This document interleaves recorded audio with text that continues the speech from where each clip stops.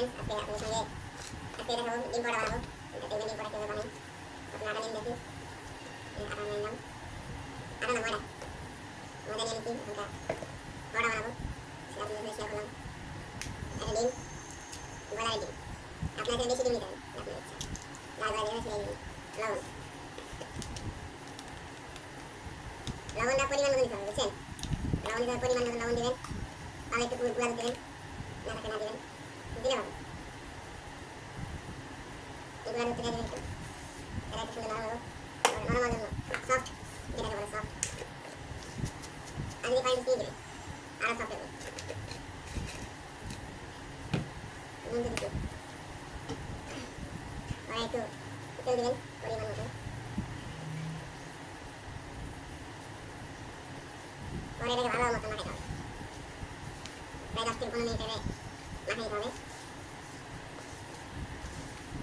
মাখানোর পরে পানি দিতে হবে এখন পরে এটাকে ভালো মিক্স করতে হবে। মিক্স কইরা পরে পানি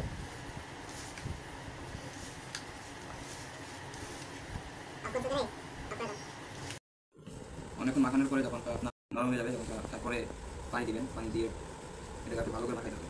পানি দেওয়ার পরে পানিটা বেশি দিলে আবার গ্যাস যাবে, পানি বেশি যাবে না। পানিটা পরিমাণ মতন দেখে দেখে দিতে হবে, কারণ পরে গ্যাস গেলে বেলতে পারবেন না। যত কম দেওয়া যায় পানি আর এটা এমনি নরম হয়ে যাবে, অনেকটা নরম হয়ে যাবে। নরম হয়ে গেলে একটু আটা দিয়ে নিতে হবে। পরে আটা দিয়ে নিয়ে বেশি নরম হয়ে যায়। আমার একটু নরম হয়ে গেছে তো আমি একটু আটা দিয়ে নেবো।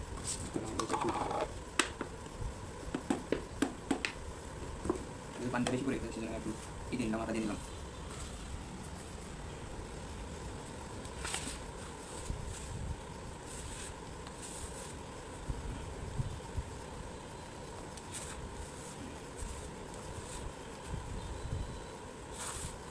তারপরে বানানোর পরে খাই দিতে হবে কিছুক্ষণ আগে, এখন না পরে বানাইতে হবে।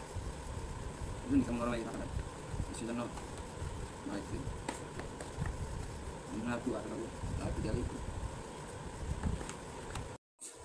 কারণ পানি একটু বেশি পড়লে আপনার আগে একটা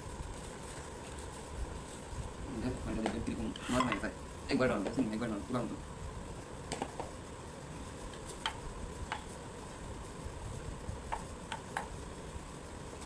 শেষ। এখনকার আপনি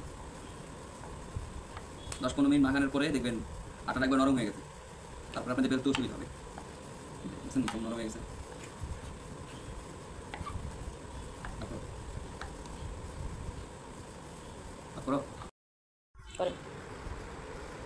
তারপরে যে ডোটা আর ময়দাটা করে সফট হয়ে গেছে, সফট হওয়ার পরে এখন বেলে দিতে হবে। দেখবেন দেওয়ার পরে একবারে নরম হয়ে গেছে মিটটা, একবারে সফট। তারপরে বেলে হবে সেইটা ভালো না, পিঠা খালি দম মারে। বেলানোর পরে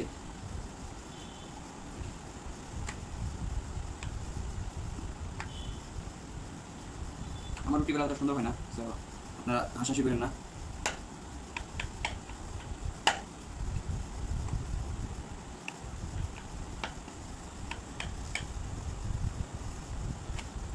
চার পাঁচটা ভালোভাবে বেলে নিতে হবে। বেলানোর পরে তারপরে একটু তেল দিতে হইব। তেল দিয়ে দেবেন তেল দিলে ভালো ভালো হইলে বেশি না করে দিতে হবে। আমি বাড়িতে নিয়ে নিই বেশি করে গেছে আমাকে, সেই জন্য নিয়ে নিয়েছি, সমস্যা নিয়ে নিয়েছি। তারপরে এবারে এইভাবে এইভাবে বাস দিতে হবে। তারপরে সুন্দর আরেকটা বাজতে হবে। যেরকম পুলি পিঠা বানায় না, পুলি পিঠার মতন জয়েন্ট। এইভাবে তারপরে লেবেল হবে।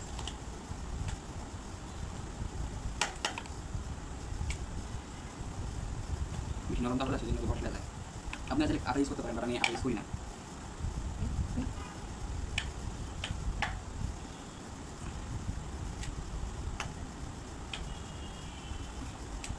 মেলা কষ্ট হয়েছে বাদ নিতে।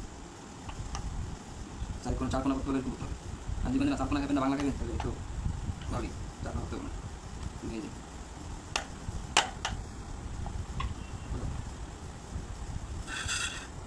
এরকম সুন্দর করে বানানোর পরে প্লেট নিয়ে নেবেন, প্লেটে রাখবেন। ভালোই বলেছে।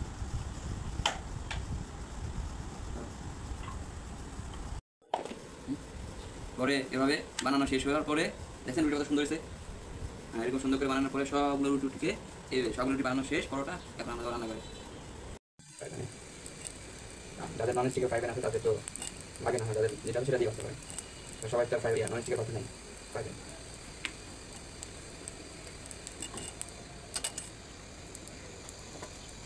চাপ দিলে সুন্দর নরম হয়, চাপ দিয়ে ভাজতে পারবে।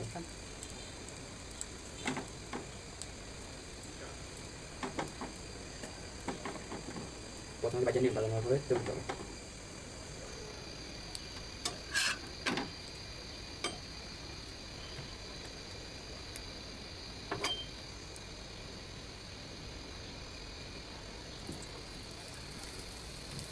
তেলটা তারপরে সুন্দর গ্রাম হবে।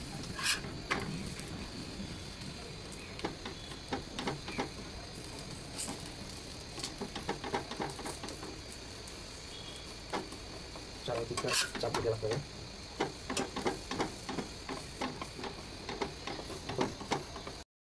শেষ, কত সুন্দর হয়েছে আসলে পরোটা, দেখতে খুব সুন্দর পরোটা হয়েছে। তো